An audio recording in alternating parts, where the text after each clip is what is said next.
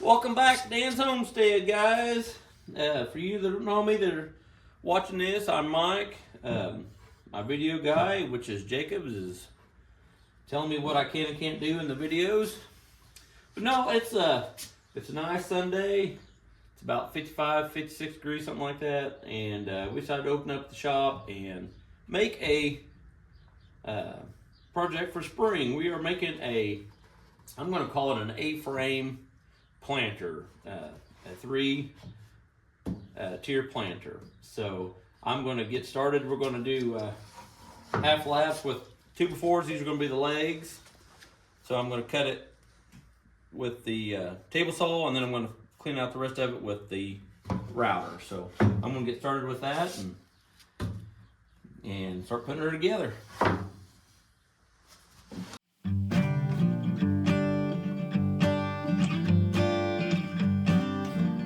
All right, we got our lines cut for the width of our 2x4s. We're gonna lay over like that, guys. Just sneak up. I did my pre-cuts. We'll route it all out, dry fit it, and if it's tight, then we'll take a little bit off. If not, then if it's good, we're good. But always ease up to it if you're not comfortable doing it. Kind of leave your line and then work out to it until you got a snug fit.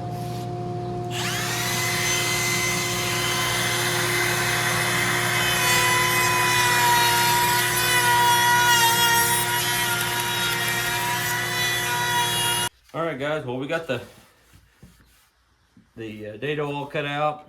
You can use your table saw with the dado blade if you want. I just always use single blade, get my size to where I need it to be, and then I use the router usually 90% of the time. But we got these pretty good. I thought about gluing them, making them permanent, but I decided I'm going to drill 2 holes for carriage head bolts. These are way too long, so once we get them through there, I'll cut them off. But we're going to put one on each corner. That way, in the fall, when you guys are done with your gardens, you guys can, if you don't want to leave it out year round, you can just unbolt it and take your planters off and then unbolt this, and you can put it up in the shed or in the garage or whatever. So I'm going to get these holes drilled and we'll go from there. But I got to get me a call from.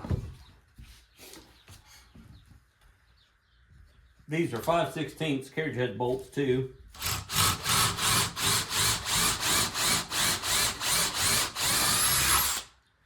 Also keeps you from blowing out your back of the board. Then you have something behind it.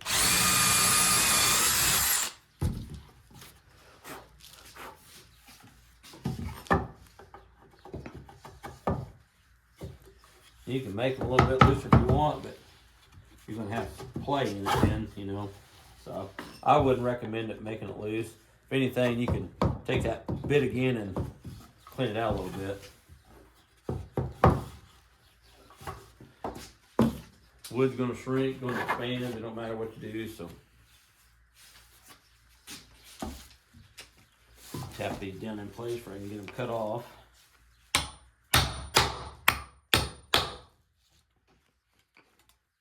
So yeah, now I'll just cut them off and repeat the same thing for the other side. What I did was 3/4 in from the edge here, and then 3/4 down where the half lap is, on opposite corners obviously. You can put 4 in there. I just don't see no reason you need it. When you got the half lap, that's the structure anyway. The bolts are just basically keeping it from popping apart. And I like the idea of being able to fold it up or take it apart and put it up on a shelf somewhere.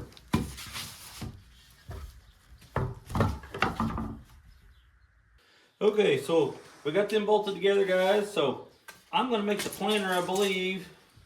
We're going to hang the planter over 2 inches on each end. We're going to make it just 24 inches total. Make it a smaller planter.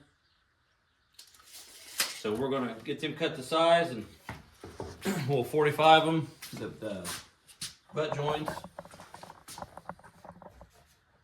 I'm laying this down before we can put a stop block, guys. And you don't have to measure every time, you just go right into it.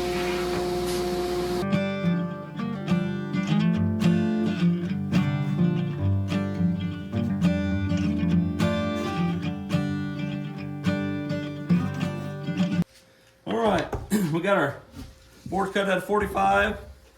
Gonna get them glued. What we used was a 1x10 cedar, which I think they measure out to be, yeah, right now they're 9 1/8 after we 45'd them.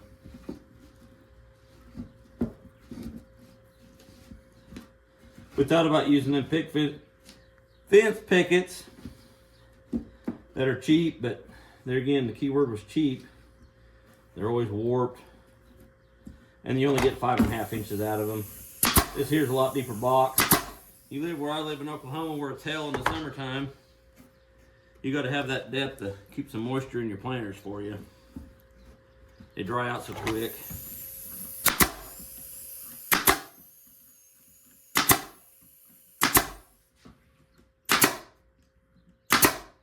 I do like the fence pickets, just I don't like them for stuff like this. That's just my opinion. But there's that. We'll complete the other two, and then we're just going to be putting, this is just a scrap piece, but it's going to go on the outside like that to help give it structure. All right, well, I forgot to show you guys how I got this, but basically it's a 45 off a square piece of wood, and then you 90 off of this 45, like that.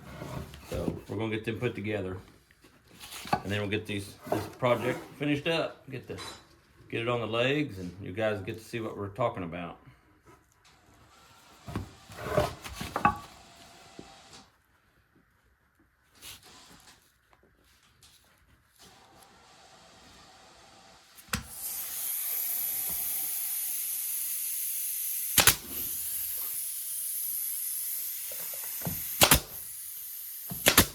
By putting these on the end, it gives it structure from folding over. If you put it on the inside, if you did it like this, you don't have near the strength. This could pull apart. But by putting it on the outside like we did, it takes a lot more to break that joint.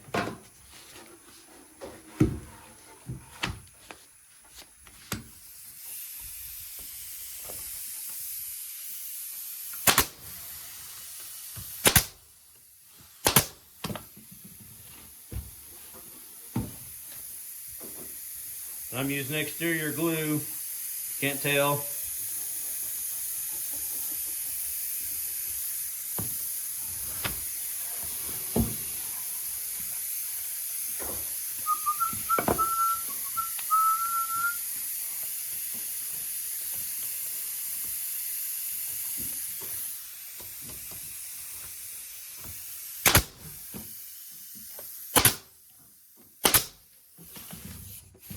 I need to replace my end on my nail gun, guys. Worn out like I am.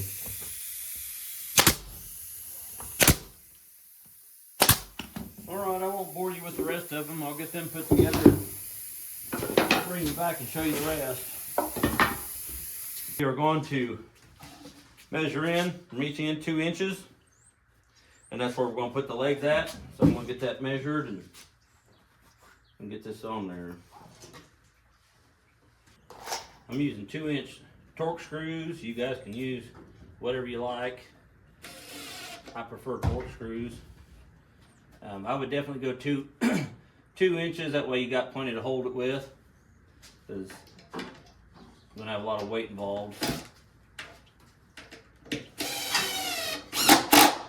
That always feels good when you take the skin off your freaking knuckle with the Torque screw.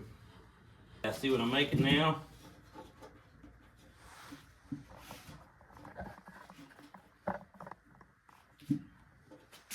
Better get a band-aid. I'm bleeding over everything.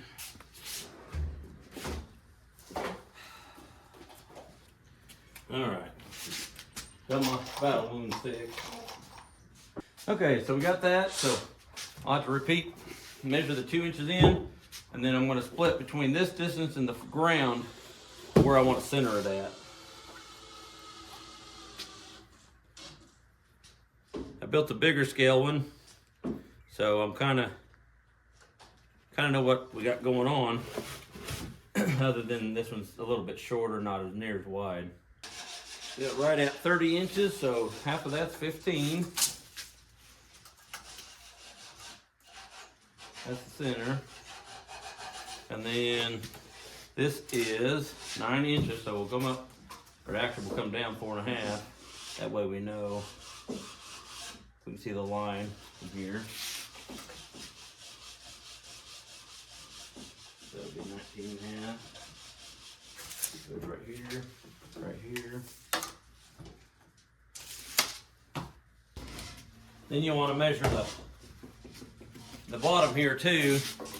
Make sure you got 2 inches here before you put that bottom screw in that leg.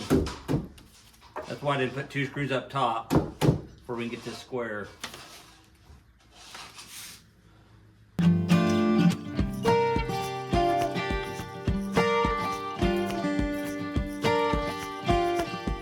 Alright, flip around, do the other side. We'll have this done.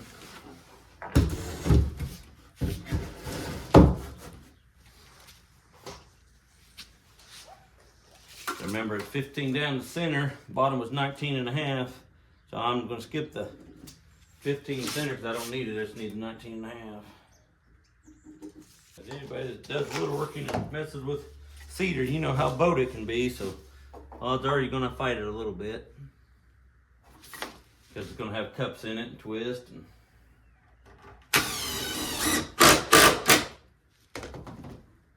well, you're doing good. Well, there that is, guys. I will drill a couple holes in each one of them for drainage. But other than that, and then paint it. Well, thanks for watching, guys. And if you want to know, we got 1.5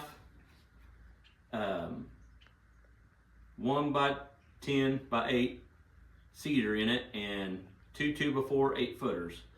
So in my area, you're going to have $10 and 2x4s, and cedar you're going to have about $30. So you got $40, and then carriage heads bolts you're going to have a couple bucks a piece on them. So just round it up. If you're going to put a sealer on it and paint it, say $50 you're going to have in it, you could easily double your money on this small one. On the bigger one, we're going to get $150 out of it. So you can get 100 to 125 out of this easy. So, like I said, appreciate it. Like, share, and comment. Subscribe.